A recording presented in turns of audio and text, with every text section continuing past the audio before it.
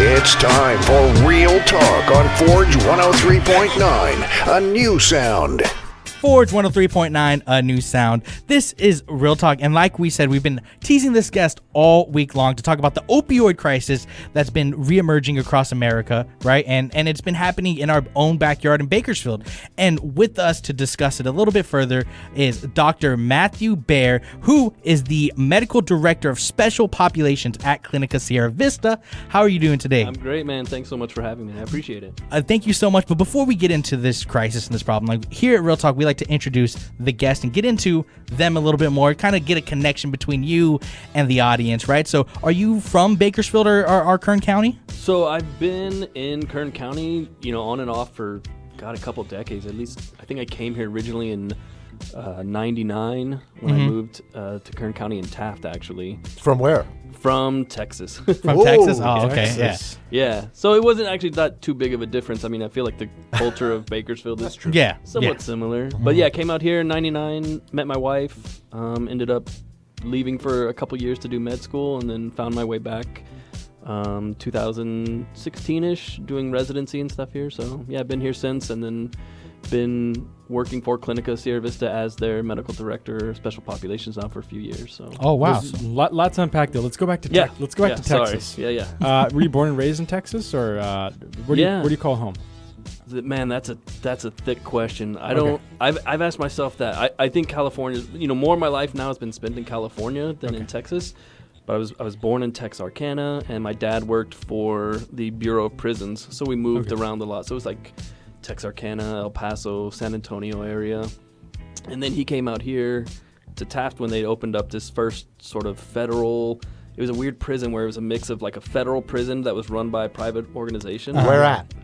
Right outside Taft, like between Taft and Maricopa. Yeah, there's that prison. I think they've since closed, right? Didn't they get rid of all privatized?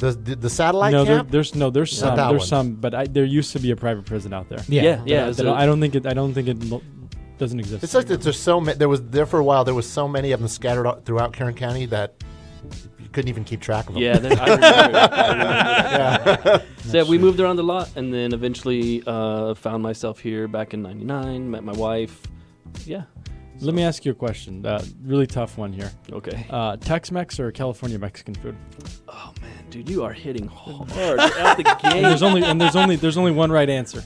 So here's the thing. I don't think a lot of people fully appreciate, like, there's like real significant differences between the Tex-Mex and the Southern California, right? Because Tex-Mex, what I was raised on, what I grew up on, that's inspired by like Chihuahua, right? Like cooking like in that area. So even like the basic recipes, the beans and rice, are so much different from what's inspired here from Baja California, right?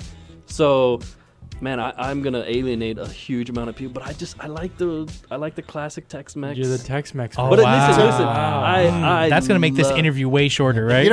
To me, what's always classified separated Tex-Mex from, like, when you say, Mexican food, California mix, is the roasted pepper salsa. It seems like when they say Tex-Mex, there's always some sort of roasted flavor associated with everything. I know that's like they call the hatch chilies is a big thing, and I know Mexico's really big on that. When I think of Tex-Mex food, I think of lots of sauce and lots of cheese. Yeah, that's fair. And I'm not a big fan of the saucy, cheesy thing. Then that would be a lot of the Mexican restaurants around Bakersfield, because when you break it down, it's just like a sea of cheese. If you get the Weperito, but for the most part, I think we're a lot better on the cheese here than in Texas. Did you? You're Spanish. Yeah, I speak a little Spanish. Yeah. A little Spanish? All right. Yeah. I mean, I was like I said, I spent so much time in Texas. In Texas, our first Spanish class was 3rd grade, and you had it every year since 3rd grade. Wow. All right, so, Texas gets some good points for that. Yeah, no, so and then, a lot of my patients throughout my training and throughout my current work have been Spanish speaking, so I like to, as best I can, I like to communicate in the native tongue. So, yeah. When you went to medical school, you said you were here in Bakersfield for a little bit, then decided to go to medical school. Where did you do medical school? So it's called the Ross University. The 2 years of didactic education is on a Caribbean island called Dominica, not Dominican Republic. Dominica, beautiful like Rainforest Island, and then you do the second 2 years your clinical rotations. I did them actually here in Bakersfield at Kern Medical. Oh, cool. So yeah. Oh, So when you spent some time in it, like I want to know more about this jungle school. Matt, I don't think that's exactly I what know, it is. I know, but I'm like, hey.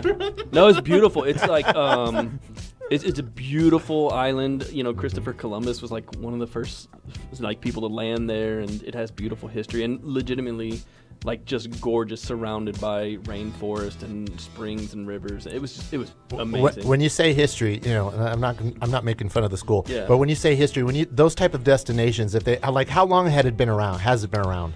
79. So same year I was born. Oh, okay, so the school like 79. So it's not like a school that's been, like a historic school that's been way. No, okay, because then it'd be like, wow, Christopher Columbus. Yeah. That whole. I'm like, oh man. Okay. How did this the evolution? Okay. So No, I meant the island had the. All right. Cool. I was like, what went on in that school? So you moved back to Bakersfield to do your residency here at Kern Medical. Yep. You've been here ever since? Yeah, been here that whole time. Really, so I mean, there's a lot of good and bad about Kern County, and there's a lot of things that are easy to sort of criticize. But one thing that I think is not easy to criticize is the people. Like I love the people in this county, especially migrant farm workers. You know, sort of the people who are sort of seen, I don't know, a little more marginalized. Like I just feel a real connection. That's why I do the substance use treatment I do. That's why I do all the work I do with the homeless. I don't know. It's just I love that. A lot of good people. Great people. You know, when you Friday nights in Bakersfield, I always like to ask folks this question. You know, what do you like to do? Are you chilling at home, or are you? Dude, or is there like you got a favorite restaurant in town? Maybe somewhere you like to get a cocktail if you're into that. No, I mean I'm married. I got 4 kids. Like I am home watching Netflix. Back at home at the castle. Yeah. Waiting for some peace and quiet. Yeah. I think the last thing he wants to do is be around more people. Yeah. You got to take a break. You got to take a break, right? Yeah. So I guess this is a more like a different question, right? What are you watching right now? Oh, that's great, dude. So let's see. We just finished Yellow Jackets. That was nuts. Oh man, there's a really good one. Don't spoil it. I won't. There's another good one. I think it's on Showtime. We need to talk about Cosby, which is really with Kamau Bell. Yeah, his new great. documentary just came out. Yes, I want to see that. That's really good. Yeah. Yeah, I think those are the two big ones. I haven't heard of Yellow Jackets. I haven't heard of either. I havened heard of either one of these. Must. Yeah. Oh yeah, you guys. I thought it was just going to be a one-seasoner, but it's actually going into season 2 now.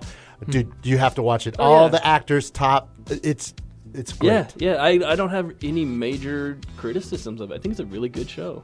Well, I'm gonna have to check it out. Yep. Check it So, out, yeah. but we do have an overarching conversation that we need to have about the opioid crisis that's happening right here in our own backyard. So we're gonna get more into that in the next segment. So you don't want to turn that dial. This is Real Talk on Forge 103.9, a new sound.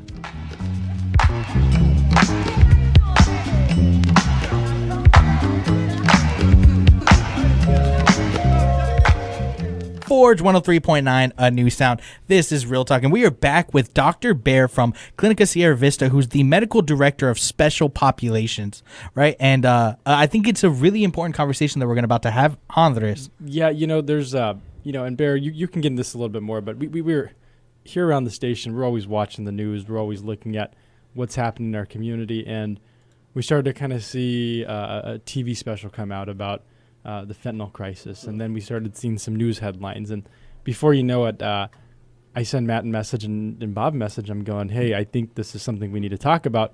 What do you all know about it? And they're like, well, we know there's an issue here, but we don't know much about it. I think that's a lot of folks, right? We know that there's an opioid crisis out there. We know there's a fentanyl issue, but what is fentanyl? And let you can answer that a few different ways, right? But I think I just want to give the audience here a pretty big understanding of what is it that we're dealing with, and kind of how does this look, and how does it take form, and people know marijuana, people know other types of drugs, but I've never even, I wouldn't know what this looks like. Does it come in different forms? Like, so there's a lot to unpack here. Yeah, good stuff. Not great stuff, but yeah, good questions. Good questions, yeah, for sure. So I mean, I think I think you can think of the sort of the fentanyl crisis and all this news about fentanyl is just an extension of a long-standing, pre-existing opioid epidemic, right? So the way I think about fentanyl now is like 100 years ago, like years and years, decades and decades ago, there was the opioid problem prior to heroin. So there was opium, and it was in opium dens and things like that. And then heroin, which was like actually made by a brand name, I think it's Beare, right? It was a manufactured opioid.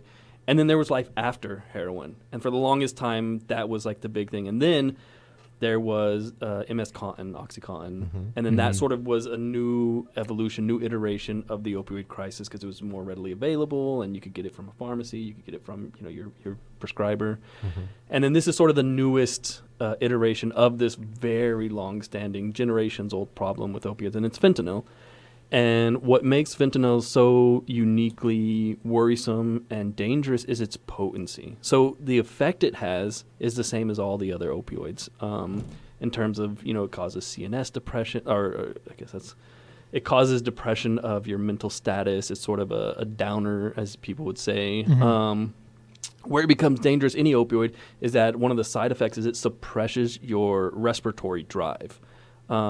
So when someone takes too much of an opioid, then they stop breathing. And it's not because they obviously make that choice of like, oh, no, I'm not breathing. It's just their body tells itself to like, no more oxygen. And then that's it. That's why when someone is down on opioids, that's why they're blue and their lips are blue and they're just not breathing because that chemical has taken over that part of their brain and completely suppressed the drive to take breaths. Yeah. So when an opioid, what is an opioid classified as? Is it a painkiller or what?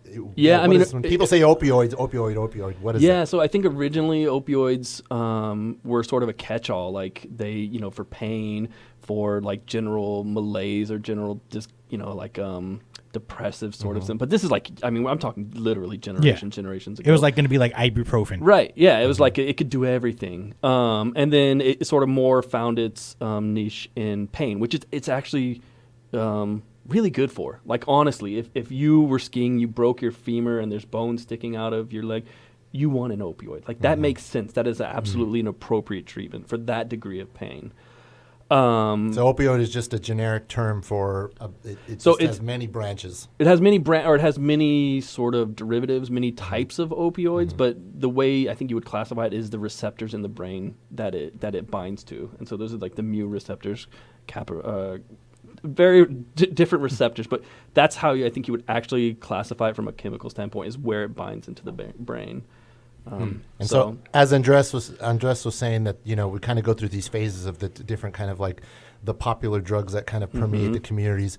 Now we're at fentanyl. Yeah. And go ahead. What level of danger is fentanyl? So super, super dangerous. And that's why I think it's absolutely appropriate that people are sort of giving it the airtime that it's been getting, is because, and I would really offer anyone to do this. Go to Google and like Google potency fentanyl versus heroin, and they'll pull up these pictures, and it shows you that like for the lethal dose of morphine, it'll show like maybe a quarter, half teaspoon of this powdered, morphine, and then it'll show like heroin, and it's less than, it's marginally less than the morphine, and then fentanyl is just like this tiny, like you could accidentally get it on your finger and lick it off, and it's enough to kill you. So that's really the problem. It's not that it behaves differently from the other opioids. It's just it's so potent. And when you consider that a lot of what people are getting on the streets is just, it's not packaged by pharmaceutical companies that are overseen by the FDA. It's packaged, by like cartels in Mexico, and they're getting chemicals out of China, and like they can pack it with whatever they want. So, and they don't have to pack like, okay, this pill has this specific amount of fentanyl, right? Like they're literally making this in like plastic. Yeah, they don't have buckets. like quotas like that. Right. There's no right. Yeah. So you can get a lethal dose in any single pill or any formulation you get it of inadvertently, right? So that's why it's so scary, is because it's just that one pill. Like you could, and this is what happens. Like these kids, they go to a party, and we see it all the time. High school kids or whatever go to a party, and their friend gives them a pill. They think it's like a Percocet. Yeah. Because it looks like they press them to look like Percocets. and it has fentanyl in it, and it's a lethal dose, and it's the first time they've messed around with anything, and now like they're dead. Like it's so tragic because of the potency. That's so scary. It's like Yeah. a Russian roulette. Totally. Like I mean, it's real. That's Yeah. sounds You know, frightening. when I was growing up, you know, I think people did the regular alcohol, you know, marijuana. They did, you know, cigarettes or whatever. Right? Mm-hmm. And then, but then it was really weird because right around the time I started graduating and started getting into college, then you started hearing about everybody doing pills. Yeah. yeah. That was the big thing, right? You started hearing about Molly's. You started hearing about people looking for OxyContin. You started hearing MDMA, like Yeah, just, you just started these to see things, all the right? names. all the names. And I actually had a friend, you know, he overdosed. He started pouring through somebody's, like, he was drunk. He started going through people's medicine cabinets and was just taking stuff because I think his body was craving something. And they woke up the next day and, like you said, lips were blue, and it was just like, it was devastating for that community right there in Tehachapi. So you were talked about different formations and how it comes. So does fentanyl come in a pill, or what is it usually? So I think the most common form that like you or like the lay person is going to come across, like someone who's not like actively daily using fentanyl but is just kind of recreationally using, you know, party drugs or whatever, it'll come across in a pill, and it'll almost be like to look like a Percocet is what I've been seeing, at least with my patients, not personally not seeing. But I know like there are people who are getting the straight powder form of it and inhaling it that way as well. But what is very concerning is we hand out fentanyl test strips to a lot of our homeless patients who have substance use disorder, and they're testing other drugs, like they're testing their meth, and it's coming positive for fentanyl. So that's very, very concerning because people are like, yeah, no, I don't mess with opioids. That's very scary. I stick to meth, and then like there's still the risk of having an opioid overdose, Yeah. right? Like that's, And that's that's a just crazy because whoever's manufacturing these are just cutting it all up, and they're just yeah, throwing it in there. it's a scary, scary thing. And honestly, like, and I haven't seen it hit here yet, and I don't know if and when it will, but there's even more potent forms of fentanyl, like carfentanil, that is like a grain of salt worth can kill you. I mean, it's really, I really would implore anyone to Google the image of potency because it's staggering and scary. That's so scary. And, you know, we could get into even more scary stuff, like when you OD, what does your body go through? What is the first thing? You could talk about the blue lips, but does it go straight to the heart? Does your brain just fry out? Like, Yeah, so we I want to mean, kind of scare people into not doing it here. yeah, it's pretty scary. So I think, you know, the first thing is what we call CNS depression, central nervous system depression, where it's like you just like you'll see the person like nodding off and they're just not communicating and they're just sort of really, really out of it. And then after that it is like heart slowing down, lips turning blue, you know, Everything stop breathing. shuts down. Yeah, Oh. it's tragic. Well, Yeah. there's obviously a lot to unpack here, and you know we're going to be asking you questions. If you have any questions, send us a text at 661-398-1039. Again, 661-398-1039. If we can't get them answered here on this program, we'll make sure to get you an answer somehow. You're listening to Real Talk on Forge 103.9, a new sound.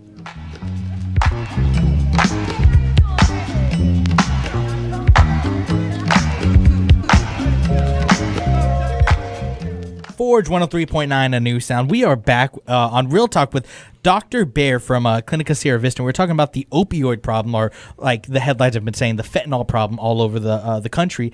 And Andres, you had a question about something, right? Yeah, I mean, Beare, you've been breaking it down for us, just letting us know that this is extremely potent. Mm-hmm. It's very strong.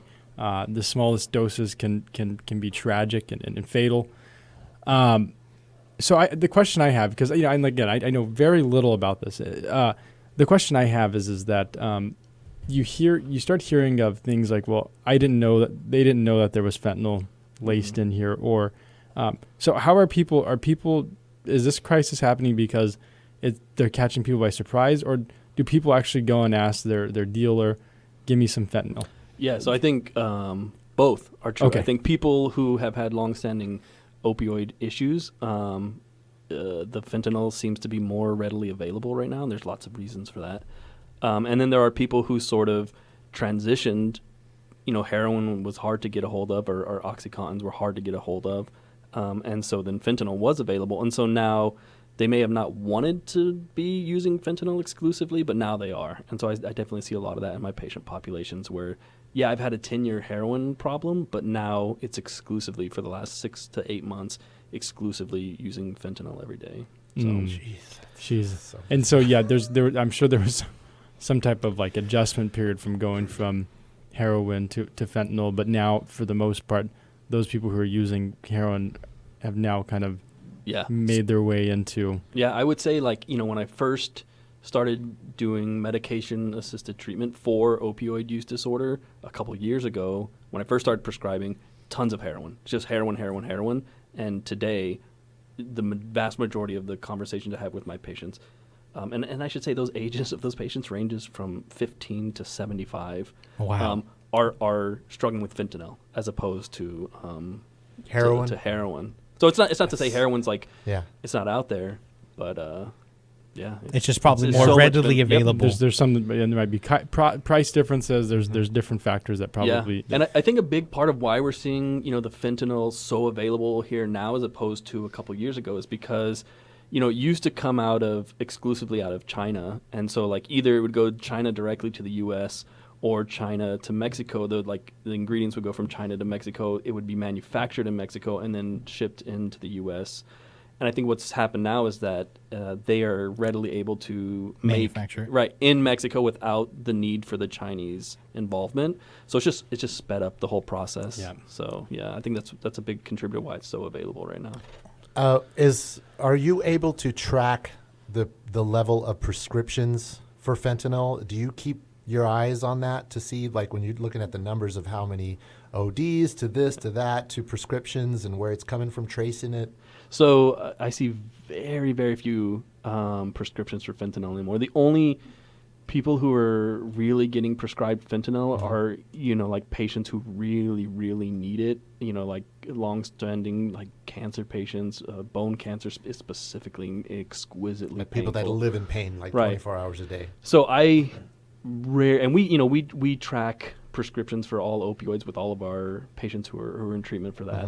Mm-hmm. And I can say today, I don't know that I've seen a recent prescription for fentanyl. So that's not where it's coming from. Okay. These are not, Whereas before it was like we track like, oh yeah, this guy, is getting Norco from here, and here. That's not the case with fentanyl because I think most physicians are really keyed in to the role the medical community played in the opioid epidemic, right? A decade or so ago. And so I think we're all sort of very cautious about prescribing now, and especially fentanyl. So. And where does Bakersfield rate as far as, I guess, the crisis severity, in comparison to, I'll just say, the rest of California? Man, I wish I had a metric to measure that. I don't know. I wish I could give a solid like, oh yeah, we're worse than others or better than others. I would probably presume we're somewhat worse. We have a more blue collar working class population here, and there tends to be more substance use issues in that population. But in terms of specific, like compare us to Orange County or anything, I don't have those. I wish I did. I was watching Bob Price did his report on 17 News with the fentanyl crisis. And one of the people that they talked about, I know his cousin who passed away unfortunately, and they mentioned that he had been into extreme sports and had suffered some injuries and was being prescribed kind of painkillers or different types of opioids that would help relieve some of the pain that he was in. But since the time he was in high school to now, was just never able to get off of it. And then when his doctor stopped prescribing, that's when he began to hear about other options.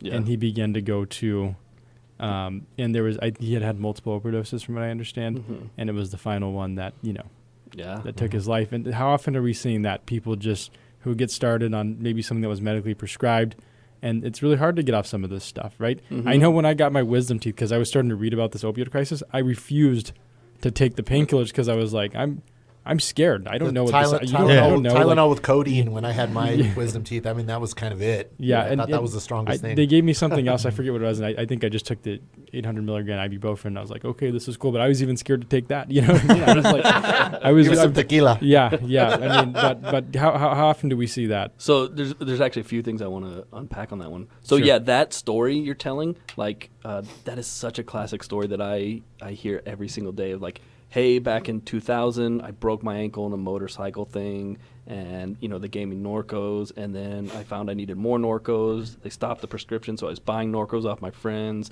Norcos on the street became too expensive, so I started buying heroin. When I didn't have it, I had horrible withdrawal symptoms. I hate this. I want to be off of this, but I can't now because if I try to stop, I get sick and it feels like I'm dying.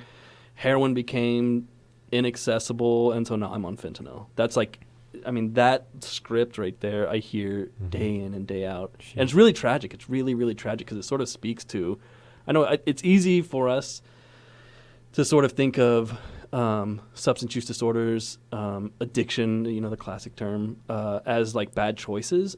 And that's just not the reality. If it were that simple, if it were bad choices, you wouldn't have this many people dying every day, from this disease process. So it's really, really unfortunate. I think we could all use a little bit more compassion and understanding. There's a lot of underlying facets of addiction that we know now that we didn't know 20 years ago. We know there's a huge genetic component to that. We have a much better understanding of the neurochemical changes that occur in the brain. Specifically, dopamine gets suppressed. So I know a lot of people think of dopamine as like, oh, dopamine, that's like it makes you feel good and love and all that. But dopamine's a chemical in your brain that says like, hey, bathe yourself, feed yourself, interact with other human beings, like engage, be alive. And people who are on long-term opioids, that gets suppressed. So their brain no longer makes its own dopamine, right? It's because it's blocking the receptors, right? Yeah, it's just overloaded this receptor to the point where it's depleted all its own endogenous existing dopamine that's in the brain. And it'll take years for that to heal, like 5 years plus. And for some people, it never heals. So let's say you have the guy who's been on heroin for 5 years. Their brain chemistry is completely altered. And now they're thinking, all I need to do is get through the withdrawals, because that's the part that I immediately feel, and I'm going to be great. And what happens is they do whatever it takes. They do an inpatient detox. They go to rehab. They do a short course of Suboxone. And then they're like, great, I feel wonderful. And then 2 weeks later, after they've gotten off of that, it's just like this nonstop thing in their mind saying like, hey, you need to use again. Hey, you need to use again. You're not hurting. You're not having like that feel like you're dying sickness. There's this thing telling you need to use, and that's a chemical depletion in your brain. And until that repairs itself or you have that adequate, you will always have those cravings. That thing will always exist in your life telling you like it's time to go use. And when I think about that, what that looks like on a day-to-day basis, like it's tragic to me. It's tragic to think that there are people who can't just have the normal interactions that you and I want to have because it's chemical depletion in their brain. So yeah, it's really, really, really sad.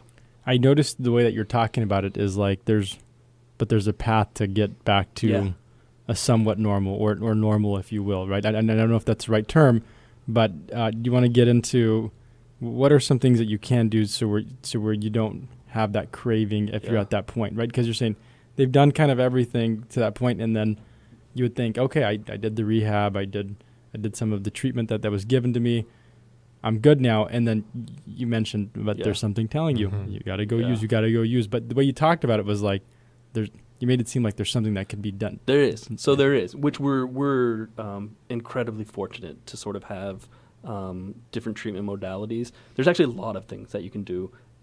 What's nice about opioid use is that there's medication to assist with it. And for the longest time, the only medication was methadone. And methadone is a great drug. It saved countless lives, but it's cumbersome. It comes with a lot of baggage, right? So it's a full agonist, meaning, or antagonist.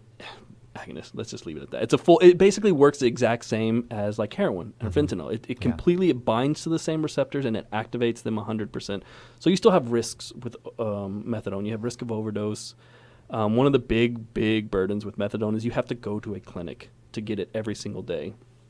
And sort of the thinking is like, hey, if you're here getting that chemical, that dopamine balance normalized in your brain under the supervision of a doctor, that's going to be much, much safer than you just out there, buying stuff off the streets.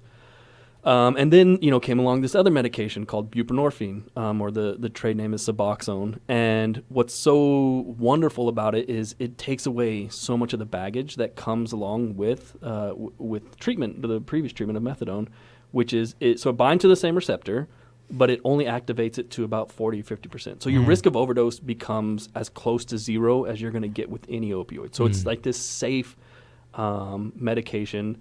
And because it does activate the receptors, now it gets rid of the cravings.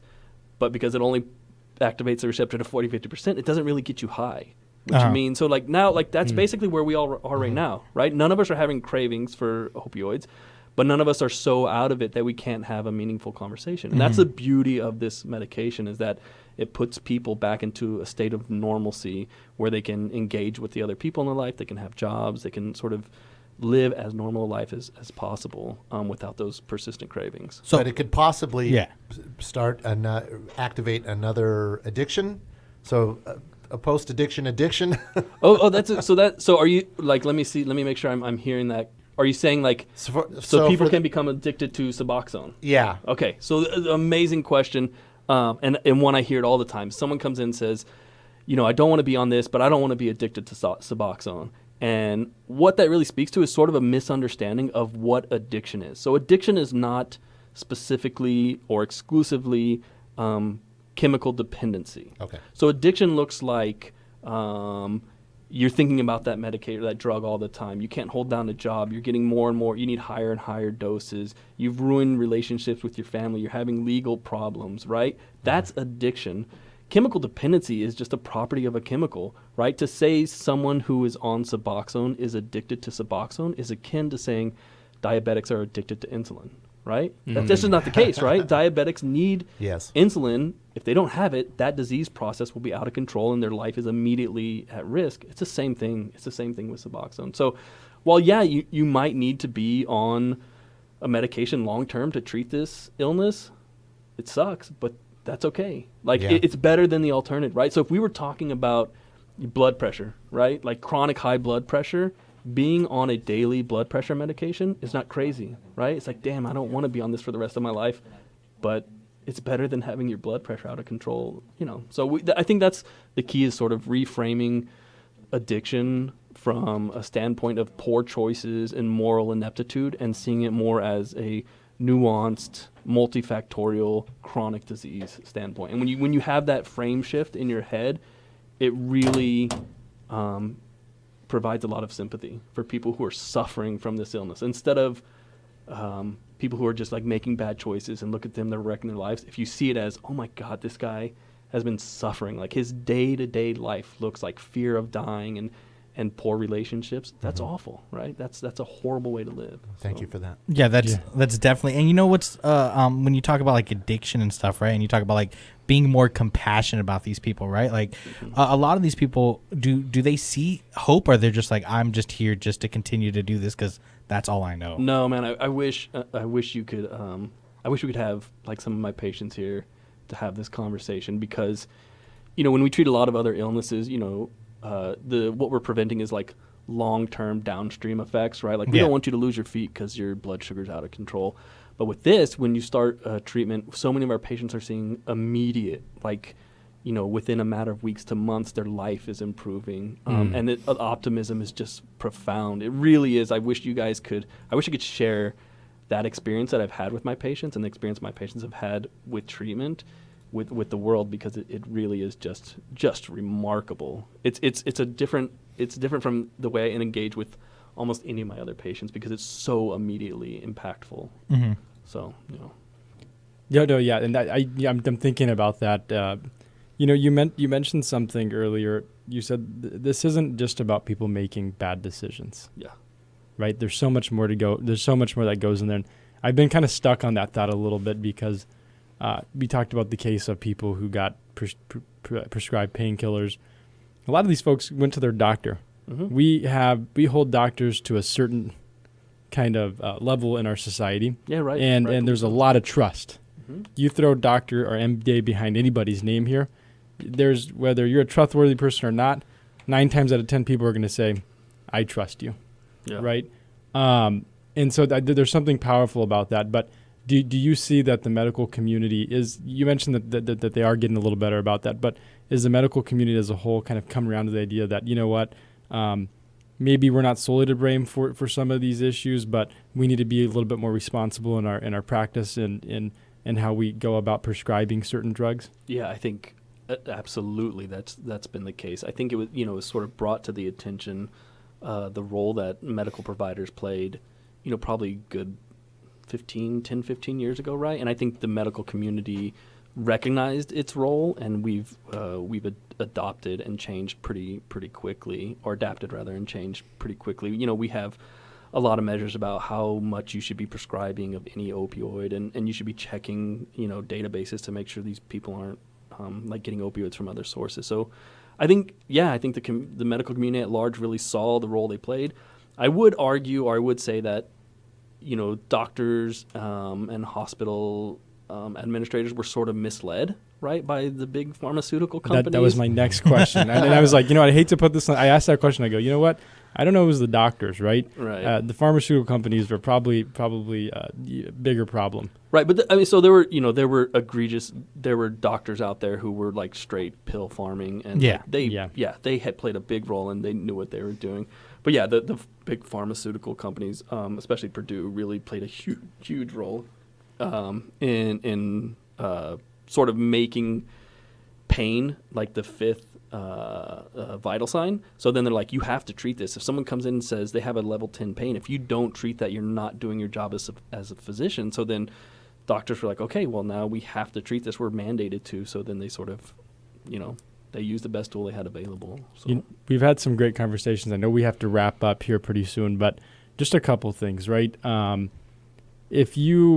What are some things that you can, what are some signs that you can, and you mentioned them a little earlier, but if there's somebody, maybe you're at a party, maybe somebody's, maybe people are doing pills or whatever, right? People interact differently.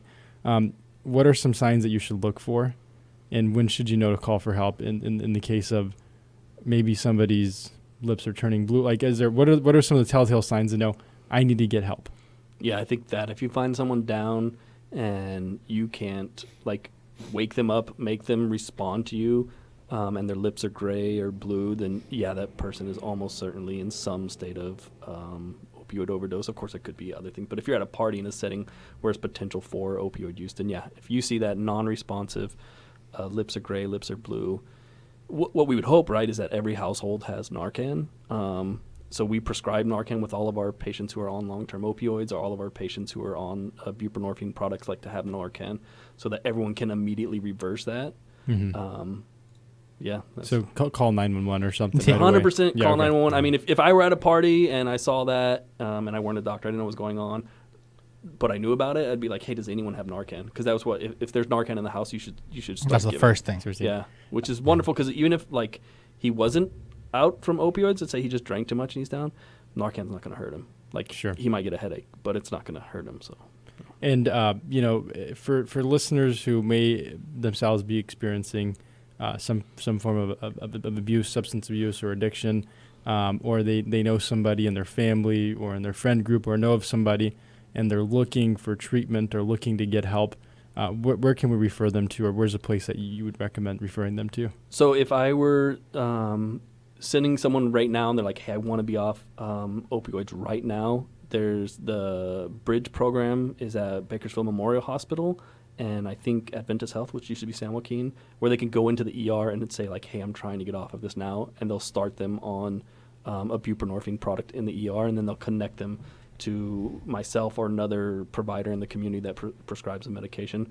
If it's not an immediate, I need help this second, call, Clinica Sierra Vista will help you get set up. And I'm not trying to plug my services, because we're a nonprofit, we're an FQAC. If I see 1,000 patients or one patient, it's not like I'm getting more. We want to plug help. Though. Yeah, no, we want to plug in help. And to be honest, like when you talk about drug addiction, or you talk about these disorders, a lot of people aren't compassionate as you are, right? Like the first thing that you came in, like I could tell, like you've been in these communities, you see these things, right? It's not more just like you plug in. It's more like there's help, right? And there's hope. And a lot of people who are dealing with addiction, or or knowing people who are dealing with these problems, don't see that. Yeah. So Yeah. that's what's really important. The people on the outside that maybe might know somebody who's dealing with these problems and they're wondering, I want to know how bad this problem is. Put in a search, fentanyl Bakersfield, and I guarantee that will send a chill down your spine of how many cases are reported in the news and the links to statistics of how bad the problem is right now. So do that, and then if somebody needs some help, there are resources out there, and seek help. Yeah. I back to the compassion thing that you all both talked about. I think that's a key point, because sometimes I sit here and I think all of us maybe have had this thought, is like when I see these headlines or I see folks who are struggling with abuse, I always think to myself, like, I was maybe one decision away from that being me. Yeah. Why has my life gone the way it's gone? You know what I mean? Like the one high just hooked you, right? Yeah. And so that always is like at the front of my mind is just like this could have just as easily been me. Yeah. Friends, family. Yeah. Yeah. Yeah. I think that that compassion, that understanding that this could be anyone, and that this is truly people suffering. It's such a change in like how you view our neighbors, right? It's how you view your community as opposed to like, Jesus, why can't this guy just get it together? Why is he doing this to his friends and his family? And seeing it like, oh my God, like this guy is in pain daily, and this is not fun. Like people who are on chronic or chronically addicted to opioids, they're not having a good time, man. Like it's horrible. It's horrible. Yeah. They're like scared, and they've wrecked relationships with the people they value the most, and it's like the definition of suffering. And I think to see it as such, it can help all of us. So. Well, Dr. Beare, I hope you come back with us, because I think this was just a great conversation. There was so much that I think we learned here. It's a conversation that shouldn't stop. Yeah, right. Cool. I think this is something that needs to be on the forefront of everybody. Folks, if you yourself need help, or know somebody who needs help, or have a family member who needs help, or just want to learn more, we'll make sure to post up some links on our social media, Matt, right? Where can they find all that stuff? We'll post everything on all our Instagram, Facebook, everywhere, Twitter. And that's at, what's the handle? At Forge1039. Just put in a search, you'll find us. All right, Dr. Beare, before we wrap up, is there any final closing thoughts that you have, or anything that you want to leave with the audience before any shout-outs? We also let people do shout-outs, so if you have a little shout-out for the family or let's lighten it up. friends. Let's leave on a light note. No, I think there's a lot of people in this community that are doing this type of work. There's an organization, Drug Free Kern, that is sort of a collective of people who are invested in this sort of treatment. I think looking at their website and stuff can sort of be encouraging to people. There's help. There really is help. I think as a community, we just sort of need to see it as the problem that it is, and not just see it as, like I said, poor decisions, but rather as chronic illness. Well, Dr. Beare, thank you so much. We My really pleasure. appreciate it. And like Andres said, you're welcome anytime. This No, is a just problem call that we definitely wanted to discuss a little bit more. This is Real Talk on Forge 103.9, a new sound.